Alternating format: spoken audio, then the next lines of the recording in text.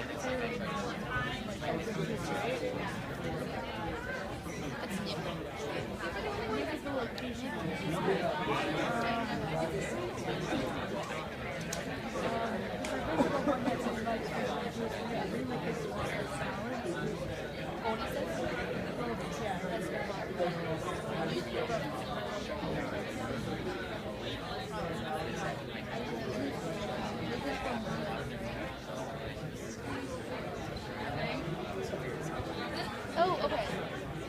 Well, okay, got it. We're on the same page. You're right. Gordy's is a new.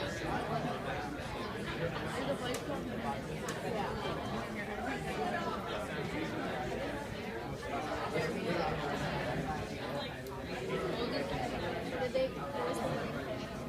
I mean, that's fine. Because the Flocka one is Flocka's family. No, wait. 750.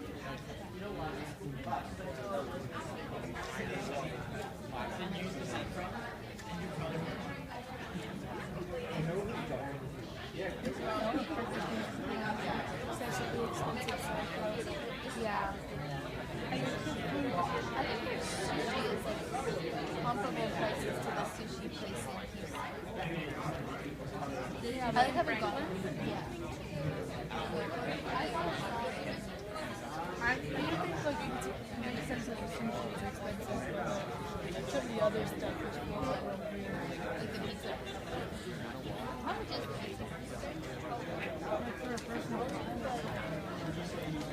$8 to $10, I think. I think that you depending on what you get, maybe it's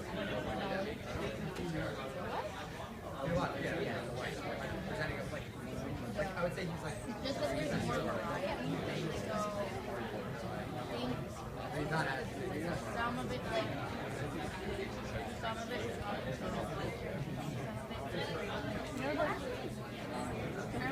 Fancy fish box is like expensive fish out of the ocean. Not as widespread as the tuna. what kind of fish do they use?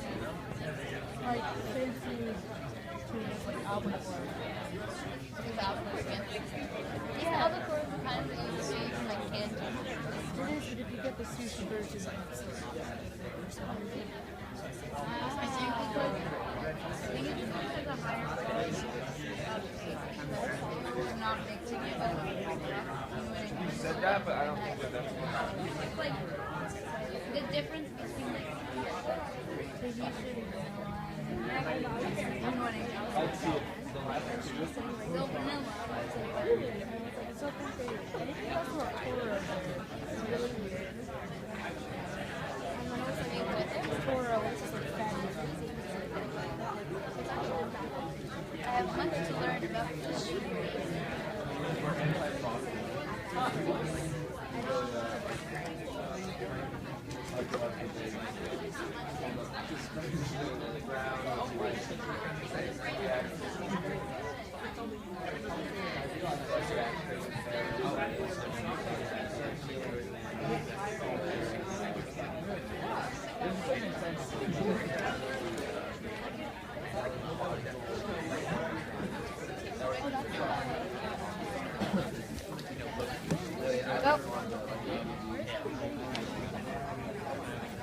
Is everybody getting what?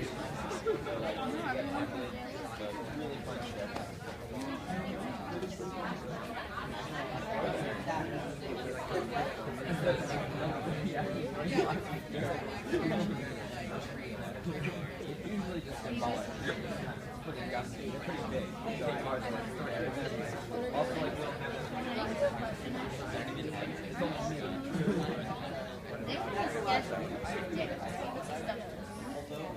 We don't have to. I have not seen this stuff. I don't know how to do it. I think we're just supposed to be like out for like they might be like mine was so big, but it was a big size too.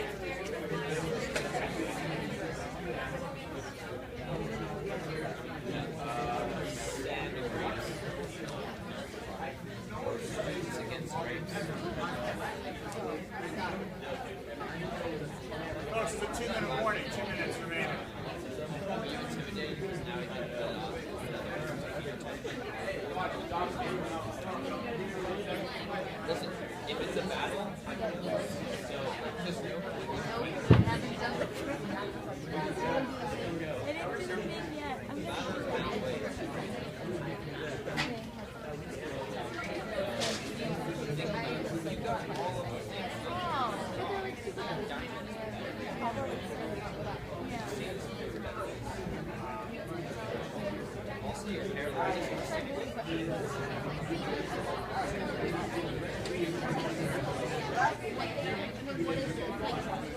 what do you want us to learn from the type of wait, without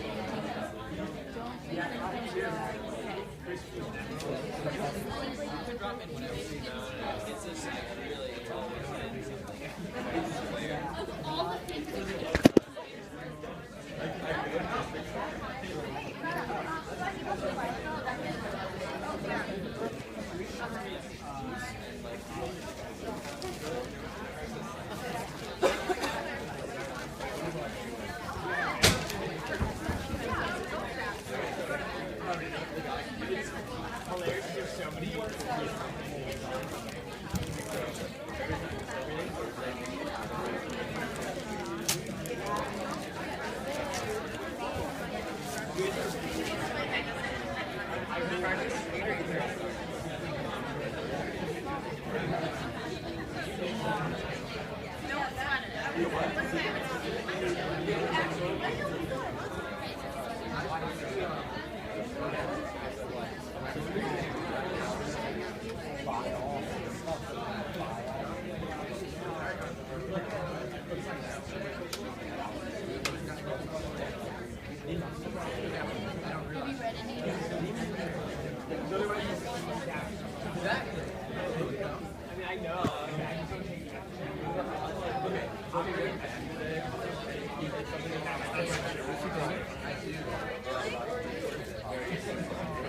Welcome, everybody. I know. Hello. Hi. Hi.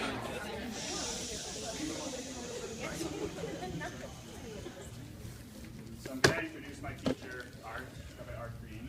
I'm going to start by reading his bio because it's nice just to hear all the things that he's done, though it doesn't do him full justice. So Dr. Rabbi Arthur Green was the founding dean and is currently rector of the Rabbinical School and Irving Rudnick Professor of Jewish Philosophy and Religion at Hebrew College.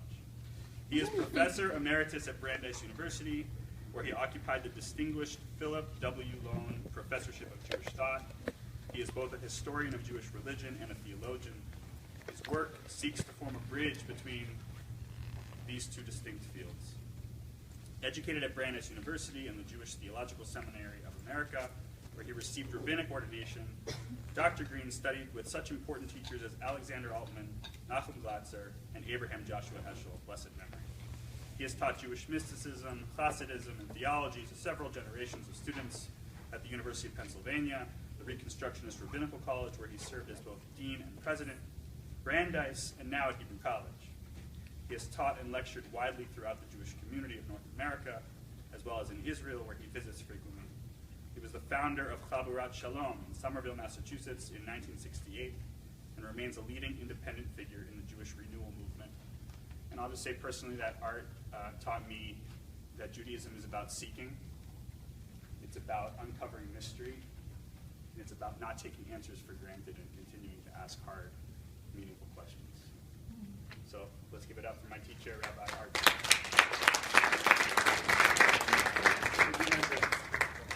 Hi, nice to see you all. One can have lots of good feelings about the future of Judaism, seeing so many young faces who want to listen to an old guy. So thank you all for being here. Oh, Micah said to talk about the future of Judaism tonight, so I just thought I would begin by telling you something of my story, telling you who I am, where I come from, and how that leads into a conversation about where I think we are collectively going. Most of the time, I hope to be for questions and conversations, so this will be kind of a long introduction, and then lots of time for dialogue. I am what they call a third-generation American Jew, which is to say my grandparents were all immigrants. My folks were born in this country almost immediately after their parents got here, and I was raised in a good third-generation assimilating American Jewish family. That means my grandparents brought a lot of baggage with them from Eastern Europe, especially my mother's family were more traditional. My father's family had already become socialists and leftists back in Poland and had rejected religion. So I was the product of an intermarriage, you might say, between a traditional family and a Jewish leftist family. But my parents were assimilating. My parents were making it in America. So this Avram Yitzchak they hid behind nice American names like Arthur Elliott, named after the Zayder from the old country, but of course with good American names. And we, when I was a kid, I remember Christmas stockings, ham steaks on the table with pineapple rings on top. Dad was a secular Jew who was very much American and being American and eating American and living American. He became a high school American history teacher. And I was raised to be a secular American Jew. Somewhere I fell off the trail. For unknown reasons, by age 8 or 9, I was attracted to religion. I was attracted to the old world. My mother's parents were full of stories about the old country. And it just attracted me, it interested me. I remember, I grew up in Newark, New Jersey, which in those days had a community of 60,000 Jews. And you too? Many old world people, as you may remember. My dad taught at Weequahic High School, the all Jewish neighborhood high school in Newark. And Philip Roth country, that's right. I wouldn't rough on that track. I was pulled to religion when I was very young. I remember taking my mother to synagogue on Friday nights. And when I was about 8 or 9, my father took me aside and said, you have to do this terrible thing for your grandparents, which is my mother's parents. You have to go to Hebrew school, because that'll be a bar mitzvah for every Jewish boy in my mother's family. But if you hate it, you can quit. And I'm one of those rare kids who was a success story of the American Hebrew school system. I went to afternoon Hebrew school and loved it, believe it or not. So by the time I was 12 or 13, I was becoming observant. Long, complicated story. My mother passed away, and my grandparents needed me very much, and I was drawn to them, and they were drawn to me. I was the grandchild who replaced 2 lost children, and so I was half raised by my father and half raised by my mother's parents. And by the time I was 13, 14, I was becoming quite observant. I discovered a little book called The Code of Jewish Law, the Kitzur Shulchan Aruch, and started trying to observe everything I possibly could in my father's ham steak-laden house, and was drawn more and more into it. I would say by the time I was 14, 15, I was becoming an Orthodox Jew. I went off to Brandeis when I was 16 as an undergraduate, and found an Orthodox community there and became part of it for a while. We had a young, dynamic Hill director my freshman year at Brandeis, who only lasted 1 year. His name was Yitz Greenberg, and he pulled me more into Orthodoxy in a very attractive way. And on the eve of my 18th birthday, I decided it was all nonsense. I didn't believe in it. I'd been kidding myself. I'd been trying to convince myself that it was true because it was somehow good for me psychologically. And I walked out of campus and walked into a diner in town and ate 2 tray of hamburgers, and that was the end of my Orthodox period. After 1 hamburger, I might have repented, but it was too much. So I became a secular Jew. I was very involved in Jewish life. I knew Hebrew. My Hebrew was quite good by then. I knew Yiddish. My grandparents read a Yiddish newspaper every day, and I sort of sat over it until I learned the language from it. And so I knew Hebrew and Yiddish, and I loved Jewish literature and so on. So I wasn't going to give it up completely, walk away from Jewish life completely, so I became a secular Jew. I was head of the Student Zionist Organization of New England. I used to go to lectures at the Yiddish Culture Club and bring down the average age by about 60 years. And after a year and a half of trying on secular Jewish identity, I said, no. I'm a religious person. Which is to say, my questions are religious questions, even though I don't accept any of the answers I've been given or I've given myself. That is to say, I'm in this business to understand what it means to be a human being and why I'm here and where I'm going and what the meaning of life is and what my place in the world is. All those big universal questions. It wasn't just about Jewish identity. It was about why we exist. And so I began opening the door to ask questions again. The other thing about my generation, I was an American Jewish kid who was exactly the right age to gain maximum benefit from the great group of scholars and teachers whom Hitler had kicked out and kicked up onto American shores. All my teachers had Middle European accents. They didn't take them seriously. They all had Middle European accents. They'd mostly been educated. Most of them were East Europeans who'd been educated in Germany and then wound up, partly against their own will, in America, teaching us American kids who couldn't possibly know anything. And you mentioned some of the names that was in my bio there. My professor was at Brandeis. I had the great privilege of being Heschel student for 4 years. And in some ways, what I do is convey their teaching to generations that didn't have the privilege of knowing them. But I am the kind of Jew I am because I'm third generation, because I still had grandparents who came from the old country. I started teaching at Penn in 1973. I taught here for 11 years. I looked around at Penn, and now we're talking half a century ago practically. I looked around then, I looked at my students, and I said, these kids are all 4th and 5th generation American Jews, which is to say you guys are all probably by now 6th and 7th generation American Jews, great-grandparents who came from the old country instead of grandparents. Of course they're going to assimilate. Why shouldn't they? They feel completely comfortable in America. Their identity really is American. Judaism is something marginal in their lives. They have no experience of anti-Semitism.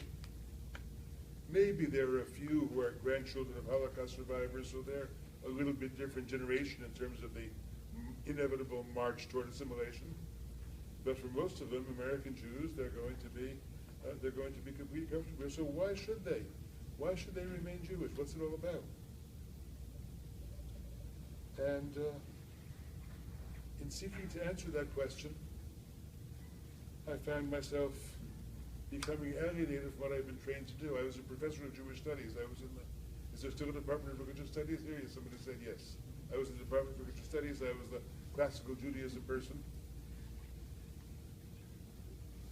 When I came up for tenure at Penn, my department chair took me aside and said, you know all those things on your CV that talk about personal involvement in Judaism and commitment, you better take them off because it doesn't look good. I then knew that this was not where I belonged. But I then wandered from being a historian of Judaism to becoming a theologian, to starting thinking about the Judaism of the future, not just the Judaism of the past. It felt that we couldn't afford to spend all this time thinking about the past and studying the past when we didn't know if there was going to be a future, when we didn't know if there was going to be anybody left to inherit that rich tradition of the past. So I got involved in training rabbis. I moved from Penn to RRC, to the Reconstructionist Rabbinical College. I got involved in the business of training rabbis. I'd always cared about training rabbis, partly because my own rabbinic education was not an easy time in my life. And I kept rethinking about how should we train rabbis, how should we train people to think about what the Jewish future should look like. And I've been involved in that project now for several decades. First at RRC, now at Hebrew College in Boston. I was raised to be a non-denominational Jew. There were 2 synagogues in my childhood. One was the temple and one was the shul. Neither was affiliated. The temple in Newark had been one of the leading synagogues of the conservative movement. It was one of the largest synagogues in America, in fact. But they had been thrown out of the conservative movement when they hired a Reform rabbi. Joachim Prinz, who came from Germany in 1937 after defying Hitler, got the job in Newark, and the synagogue, because he was Reformed, the synagogue was thrown out of the conservative movement. So it was independent. My grandparents' shul was also independent, which is to say everybody spoke Yiddish to each other, and everything was in Hebrew, but there was no mechitza because nobody cared, nobody bothered, so it was what they called a traditional shul, which had no particular affiliation. When I was 12, I think I went to Ramah for the first time. My Hebrew teacher saw that I was a kid who was interested, so he sent me off to Camp Ramah. In that synagogue, we had Hebrew school 3 times a week, Tuesday, Thursday, and Saturday morning. Shabbat morning, you had class, but you didn't write. That was the compromise. It was, as I said, posed between conservative and reform. So there was class, but you didn't write. You didn't take notes. After class, you went to junior congregation for half an hour. But I was a big shot. I'd been to Ramah. I knew how to daven. I wasn't going to go to the junior congregation. So I went down to the main synagogue, I remember, after class on Shabbat morning. And I came in during the service. I sat down very quietly. It was during the Torah reading, and I stood up and said the Amidah, and then sat down. I went to say good Shabbos to the rabbi, Prince afterwards, whom I knew, and there was an elderly rabbi emeritus there, who'd been the rabbi there since the 1930s. And he said to me in this big rabbinic voice, "Are you the young man who was standing during the service? We don't do that sort of thing here." And I never went back. That's when I moved to my grandparents' shul. That's when I knew that the shul rather than the temple was where I belonged. So I moved there, and as I say, I stayed there for that number of years. When I began to come back, when I began to say, but I'm still a religious person, I'm still asking religious questions, somebody introduced me to the Jewish mystical tradition. Professor Altman, my teacher, the man I came back and did my doctorate with, he had just moved from England to America and taught the first class on Jewish mysticism ever taught in an American university. And I was a student in the class. When I was 20, I was a senior in college, he gave me an essay by a man named Hillel Zeitlin. Hillel Zeitlin was killed in the Warsaw Ghetto, was a famous sort of neo-mystical teacher in Warsaw in the 1920s. And he gave me this essay called The Fundamentals of Hasidism, in Hebrew, Yesodot HaChasidut. And I read that essay when I was 20. It was about, the topics were being and nothingness and the nature of God and raising up sparks and transformations in the world. I read that essay and I said, this is it. This is going to be my language for the rest of my life. I'm going to study this and teach it, and I'm going to translate this into English, which took me many years to do, but I did a volume of his essays a few years ago. And I just fell in love with that field of study. It was a love affair that was both academic and personal at the same time, which is to say I found the history of Jewish mysticism and Hasidism and spirituality interesting to research. I'm still doing it. And at the same time, I was a seeker, and it spoke a religious language that addressed me. It was a language, it worked so well because it didn't begin with any assumptions, didn't begin with God, didn't begin with you got to believe this, or all Jews believe that, didn't begin with the Torah says, it didn't say you can't say that, but it began with what does it mean to be a human being, and how you retool the language, how you take the language of tradition and retool it to say new and exciting and different things. And then it became my language.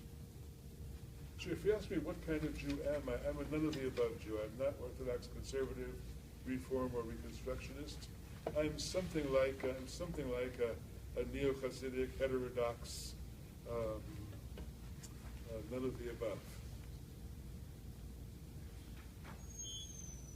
Neo-Hasidic, was something I want to say a word about. It means that I spend much of my time studying, teaching, translating the sources of Hasidism. I find Hasidism, especially in its early years, endlessly fascinating. Its teachings, some of the great figures of the Hasidic movement. I knew at the same time I could not go to Brooklyn or Mea Shearim and be a Hasidic Jew. It just wouldn't work for me. I was trained to be a good American liberal universalist. I believe in the equality of human beings. I believe we're all in God's image. The exclusiveness of their world, the narrowness of their world, and the rejection of modernity is something I just couldn't do. So after I gave up, after my Orthodox period ended, I went sometimes to Brooklyn to look at the Hasidic communities. And it was kind of attractive, a very passionate religious life, and very intense spirituality of song and dance and listening to the Rabbi and so on. And then I started talking to people my own age, and as soon as I started talking about non-Jews, or about women, or about anybody who wasn't one of them, I knew that I just could never live there. So I became a student of Hasidism rather than a Hasid.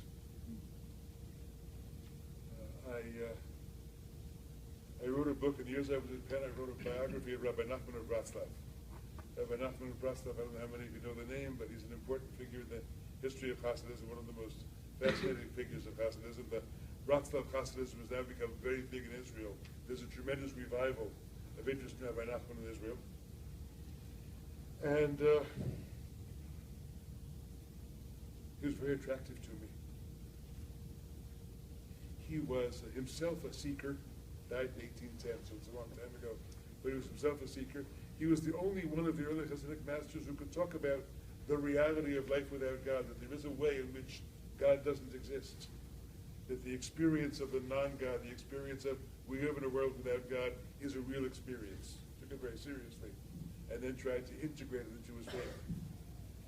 So I was very attracted to him, but I could not be his disciple, so I became his biographer. Being a biographer is a different kind of intimate relationship with a person if you don't want to be a disciple. And as a biographer, of course, you shape the person. You become the channel through which the person speaks, through which the person is present in the world.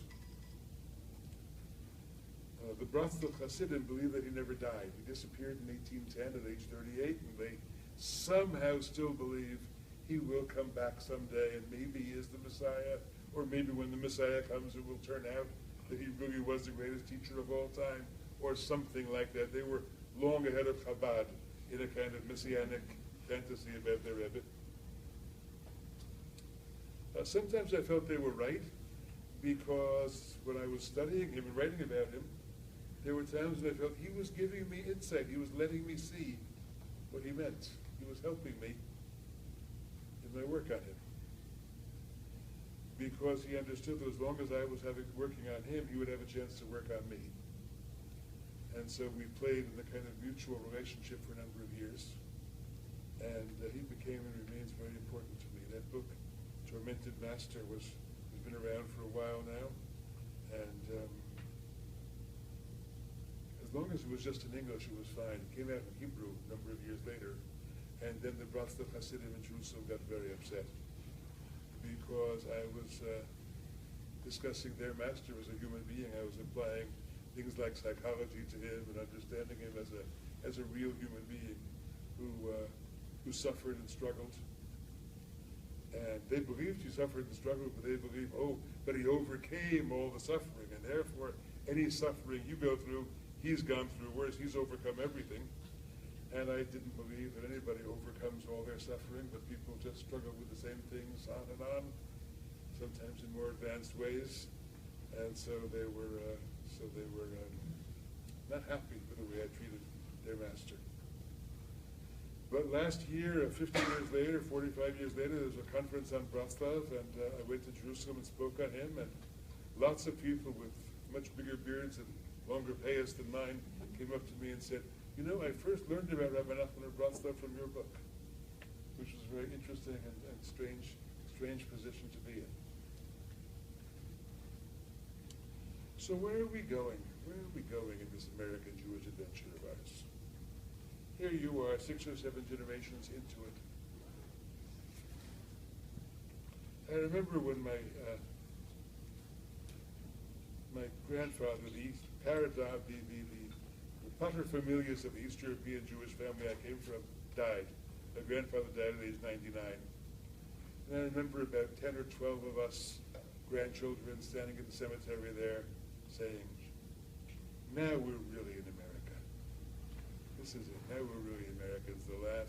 The last person from the old world is gone. If I look today at the grandchildren of my first cousins, I don't see many Jews. Majority are intermarried, and few of those are really being raised in any way that would be considered Jewish. Still have some Jewish last names in the family, but most of them have disappeared into the American woodwork. And my family is not unique in that way. Lots of our families have disappeared into the American woodwork. I think it's inevitable that we will be a somewhat smaller community in the future. If we don't shrink vastly, it's because the birth rate in the Orthodox community, and of course especially the ultra-Orthodox community, is higher, is much higher. Somebody said a few years from now the four denominations in American Jewish life will be Litvish, Hasidic, Modern Orthodox, and Sephardic. And that's not completely true, but there certainly is something to it. There is a shrinking in the liberal Jewish community. On the other hand, I see all kinds of interesting people coming in. I see people coming back from being 1/4 Jewish, and I remember I had a Jewish grandparent, and there's some Jewish ancestry in me. As a guy who runs a rabbinical school, I have to tell you some of the most interesting rabbinical students I have trained in the last several years have been Jews by choice. People who, in the course of their own seeking, wind up discovering Judaism and joining the community. We're now seeing a very interesting phenomenon of various tribes and peoples around the world, several parts of Africa, some parts of Asia, people who are trying to claim Jewish ancestry. I think we should be encouraging it.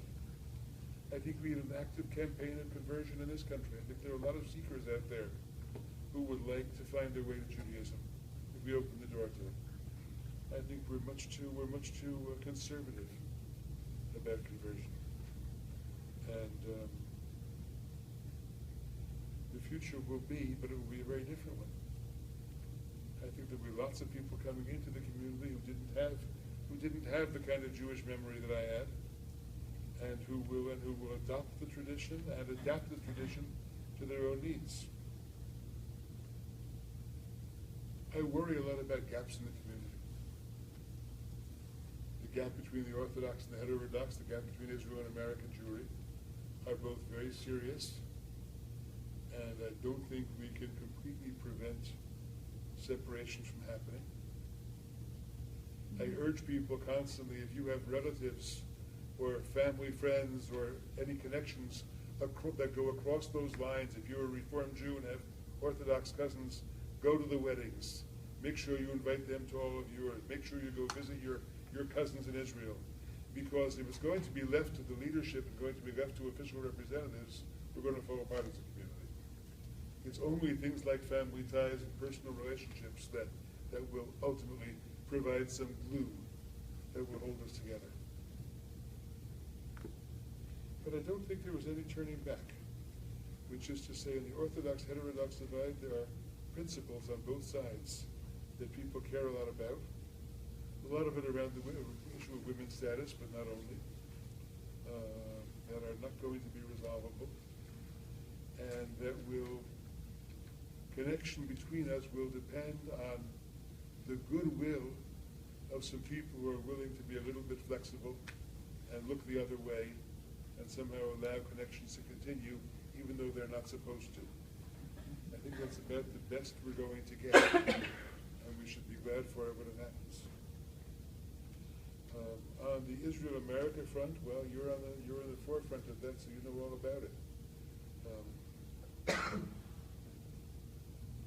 Lots of folks in Israel saying that American Jews are disloyal and are losing interest in Israel.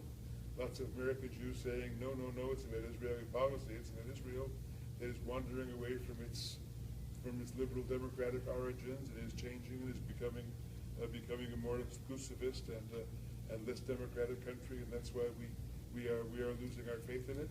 But it's happening. There's no question that it's happening. It's happening on college campuses all over this country. It's happening among young people I see and read about. And those ties, too, are going to survive by personal connection. Some of you are on your way to Birthright, I gather, just on your way back from Birthright. Build connections. Build connections with people there. If you meet people you care about there, keep up with them. Go back and visit them. Invite them to visit you. I think America has been a little too much of a one-way street. I would like to see Israelis come visit American Jewish life the way we go to visit Israel, because I think we have something to give in this relationship, not only to take. And I think we've been a little bit too shy about encouraging that. Israel's been too nervous about encouraging that, because suppose they stay in America and don't come back, which is terrible. And so I think we have to make for a more mutual relationship.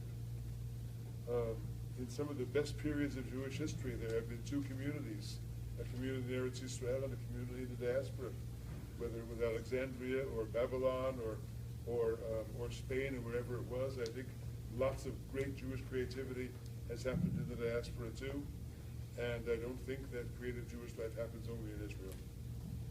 I think we have lots to offer here. And I say that as a person who goes to Israel twice a year or so, and as many of my dearest friends in Jerusalem, and my community of scholars in my field is mostly an Israeli community, and I write and publish in Hebrew as well as English. But I think we should not see ourselves as marginal or secondary or just a cheering section to the real Jewish life that goes on there. That's a mistake. Israel has a richness of Jewish knowledge and Jewish depth because the culture takes place in Hebrew that you can't possibly have in this country. At the same time, it's a little bit like life in the ghetto. Everything is self-justified. Of course you study this because it's Jewish. Of course you study this because we created it. But what we have to say to the broader world, that Judaism is a great civilization and has something to say to humanity, is something we in the diaspora understand better than Israelis do. A book of mine, my book Radical Judaism, came out in Hebrew translation about a year and a half ago. And I did a speaking tour around Israel. I've spoken about 20 different places in Hebrew, because it was a Hebrew book. I was invited to 2 yeshivas to speak. If any of you are graduates of Malek Gilboa, you may have heard me there. Also a place called Siach in Efrat, Siach Yitzhak in Efrat. Very interesting yeshiva, sort of progressive yeshiva communities who were willing to invite a kind of renegade, unaffiliated Jew like me to speak to them. Very somewhat courageous of the Rosh Yeshiva to invite me. And in both places, young people a couple years younger than you, without any ill will, asked me this question that shocked me. They said, well, what gave you the idea that Judaism has anything to say to non-Jews? What gave you the idea that Judaism has anything to say about world situations like the environment? Because the Torah was given to us, and it's for Jews, isn't it? And whoever said it had anything to say to non-Jews? And I was somehow dumbfounded and realized, well, that's Israeli education, because the world is divided into two about equal-sized parts, Aretz and Chutz La'aretz, and the Torah belongs here. And so I said, we American Jews have something to contribute to that conversation. In many ways, I feel like we are engaged in a struggle for the soul of the Jewish tradition around that issue of exclusivism and universalism.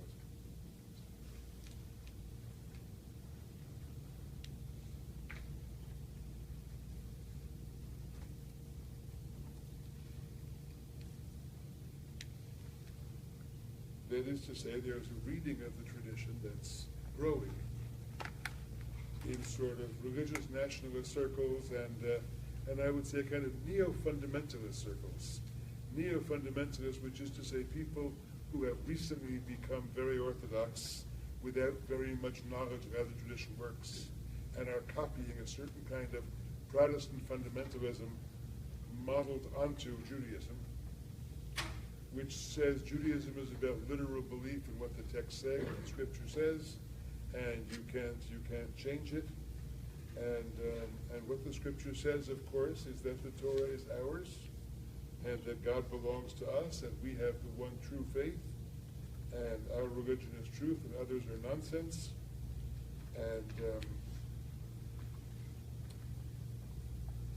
And yes, you should give some bits of charity to non-Jews too, so they won't hate Jews, but you should not really care about the outside world, because that's not our obligation. That reading of the Jewish tradition is out there. It's happening more in Israel than here, which is not to say it's happening throughout Israel, not by any means. There are wonderful, wonderful universalist and progressive people in Israel thinking about all kinds of things they can do for the world. But that reading is there. And I think that there is some struggle for the soul of the tradition going on around it. It's not an orthodox, heterodox struggle, because you have both sides of that debate going on inside the Orthodox community. and sometimes inside the liberal communities as well. So it's not denominational. But I think what the tradition means and how universal it is going to be one of the great questions we're going to have to resolve if we think about Judaism for the future.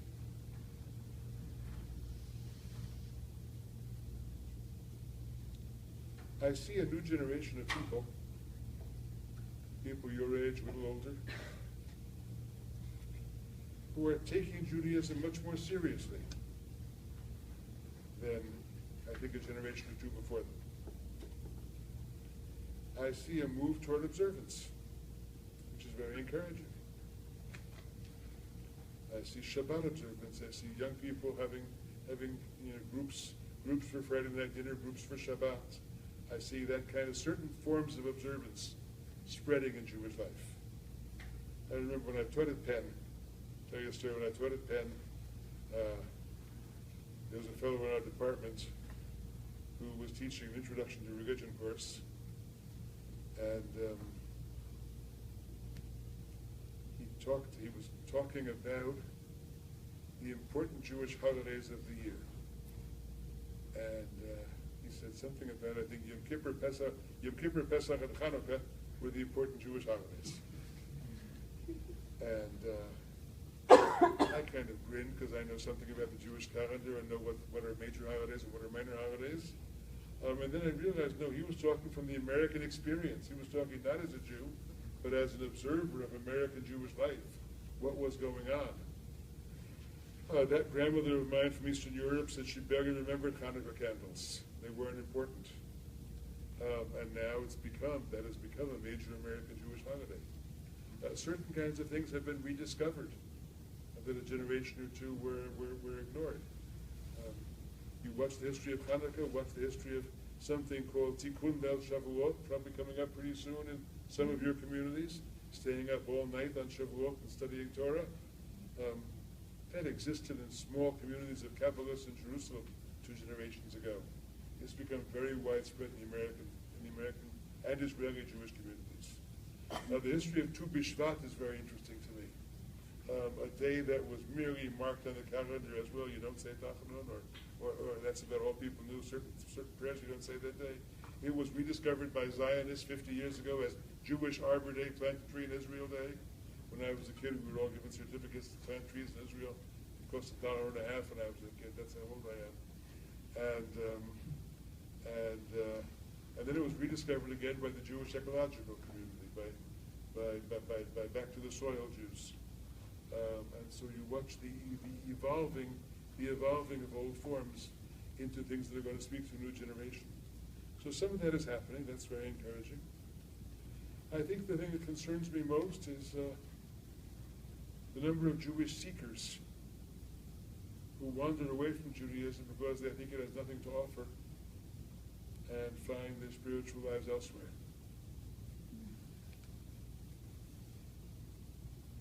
Some of the greatest spiritual treatises in the last several decades have been written by Buddhists named Sylvia Boorstein and Jack Kornfeld and a few other people with such Buddhist names.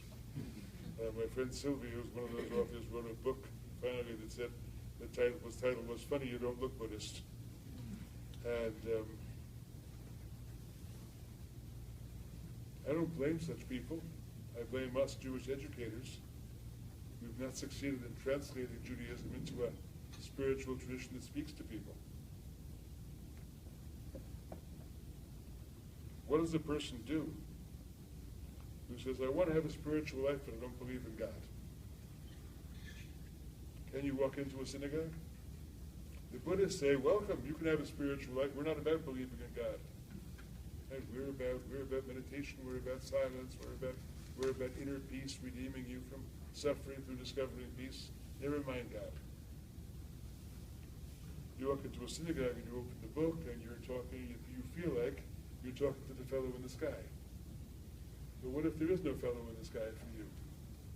Is there any room for you in the Jewish community as a seeker? How do we respond to that? How do we open the community to new kinds of ways of thinking about religious questions so that we are welcoming to to a broader conversation among seekers. I think that's an urgent issue. I'll conclude this little introduction with a story. I was invited a long time ago to speak at a program at Fordham University. You know what Fordham is? Fordham's a Catholic school in New York. Mm-hmm. They ran a day at the symposium. Oh, this is decades ago. They ran a symposium on the spiritual teachings of the seasons of the year. And there were 4 speakers. A wonderful Catholic monk, Benedictine monk named David Steindl-Rast, a fine poet. And Swami Satchidananda, who was the founder of Integral Yoga in New York, and the head of the New York Zen Center, and your humble servant, who was a few years out of rabbinical school at the time, because I somehow represented the Jewish mystical tradition. The spiritual meaning of the seasons of the year. Brother David gave a beautiful talk about the journey from Christmas to Easter, birth to death, and how God is present with you in both the experience of birth and rebirth and death and resurrection. Very nicely done. And it was this time of year, so I gave a talk about Pesach and Shavuot, the journey of liberation and what it meant to come out of a spiritual Egypt and the things you become free of, and that enables you to stand at the mountain and hear the word of God speaking from within you, and inner hearing and presence and so on. I think I was okay. And Swami Satchidananda got up and rang the bells and chanted a little and told some stories. And the Zen guy said, "I have 15 minutes, we will sit." Didn't say a word for me. Most of the people there were the Swami's disciples. You could tell they were all wearing the same white pajamas. And one of the Swami's disciples raised his hand afterwards and says to me, "That's very nice what you said about standing before the mountain and opening your heart and hearing God speak within you and so on. But is that really Judaism? Isn't Judaism really about how God's up there in the sky watching you and he's got a book and he's writing down the good things you do, he's writing down the bad things you do, he's going to reward you or punish you? Isn't that really what Judaism is?" And I look at this kid, nice face, and I say to myself, "Oh, another kid who about the Long Island Hebrew schools." And I said to him, "Well, you know, my best young rabbi voice, I said, most of us stop our Jewish education when we're 13, and you really have to see it in a more mature way and go back to it as an adult. And besides, the people who taught us Judaism in those Hebrew schools didn't really know much about Judaism anyway." So, and he smiled and sat down, and then he came up to me afterwards and sort of whispered in my ear, he said, "I just want you to know that I quit," and he named a famous ultra-Orthodox yeshiva in New York. "I quit that yeshiva a year before I was ordained as a rabbi." And I've carried that guy around with me for a long, long time, because he had what was supposed to be a higher Jewish education, and he was still given a childish notion of what it meant to be a Jew and what God was and what the whole thing was about. And I said, when do we ever give ourselves a chance to recover from the childish? And is there such a thing as a Judaism for adults? And how do we let ourselves find it or create it? So that is part of our failure, I think. There's a very big movement going on in this country. Oh, it's been going on the whole of my adult life. It started when I was on campus. It was first Zen Buddhism, people trying to figure out Zen and the art of this or that. And then it became the turn of the various Swamis from India. And then it was Tibetan Buddhism, and then it was the Kabbalah centers. What's going on, I think, is a certain failure of nerve in the Western world. From about the beginning of the 19th century, maybe the 18th, until the 20th century, the real religion of the West was scientism. Science will give us the answers. Real knowledge is scientific knowledge. It's true if you can prove it scientifically. That faith in science may have been dressed up lightly in liberal Judaism or lightly in liberal Christianity. What people really believed in was scientific truth. That religion suffered a major crisis of faith in the middle of the 20th century. That crisis of faith is known as Auschwitz and Hiroshima. After Auschwitz and Hiroshima, it suddenly became much harder to believe that science has all the answers and modernity is going to redeem us from our troubles. We moderns have outgrown all those terrible things people used to do, and we are now modern scientific people. So at that point, some of the best minds in the Western world began to look and say, maybe there is some ancient wisdom that in the rush to modernity was forgotten. And if we rediscovered that wisdom on the Tibetan mountaintop, either a real one or a metaphoric one, or we went back, maybe the secrets of the Hasidic masters have it. Maybe the Swamis have it, and we'll all do yoga and figure it out. Maybe there's some piece of wisdom that humanity has abandoned in the rush toward modernity that will help save us from ourselves. That will help save us from killing each other. When the great shift happened from the threat of nuclear disasters to the threat of ecological disaster, maybe it will be something that will teach us to live better so we won't destroy this planet. And so we'll still be here another couple of hundred years. Maybe there's some wisdom we have to find. So the quest for that wisdom is on. And the return, the reaccessing of religion, the new spirituality, which I think is happening in a postmodern mode. Which is to say, modernity was the religion of science. Science will cure our woes. And you have to look at religion scientifically to understand it. The postmodern approach says, no, we will appropriate what we want of that tradition, and we will recreate it. Because the reader creates the book after all, and we decide what the canon is, and we will pick out of those bits of wisdom of the past and recreate something. And so there is a kind of move toward a postmodern spirituality happening. But when you try to do that, when you move toward a postmodern spirituality, it turns out that pre-modern spirituality never quite died, and there are people who are willing to say, oh, welcome back. You realize that all this modern stuff was nonsense, so welcome back. Let's rebuild the 18th century together. Those people exist in Mea Shearim and in Brooklyn and in Tehran and in other kinds of places where old-style traditional religious worldviews dominate. So welcome back. Let's go back to where we were before modernity disturbed the peace. But some of us know we can't do that. Can't do that with regard to the role of women. Can't do that with regard to the style of leadership. Can't even do that with regard to the nature of truth and how you prove things are true. Because things aren't true for us anymore just because Scripture seems to say so. And so then you have to understand that postmodern spirituality is different. It's not a zero-sum game. Pre-modern spirituality is a zero-sum game. If mine is true, yours is false. There's only one true religion, and it's got to be mine.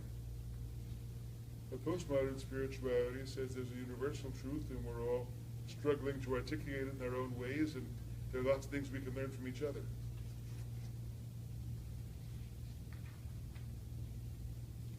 But building toward that, of course, is not easy. Requires a lot of security, and requires knowing what you have to say and what you have to offer. So I'm going to stop there because I've gone on too long. And I really want to hear from you and hear questions, conversation, what you have to say and what you want to talk about. So the floor is yours. Thank you for listening.